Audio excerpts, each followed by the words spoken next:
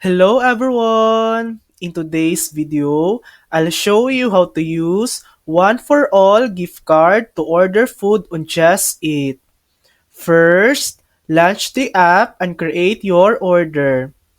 And add your favorite items to the cart. Once your order is ready, tap checkout and continue to the payment screen. On the checkout page, tap select payment method and you'll see options like PayPal, Apple Pay, or card. Choose credit or debit card. Your one for all card works like a MasterCard gift card. Enter the card number, expiry date, and security code just like you would with a regular debit card. Once confirmed, your payment will go through and your food will be on its way.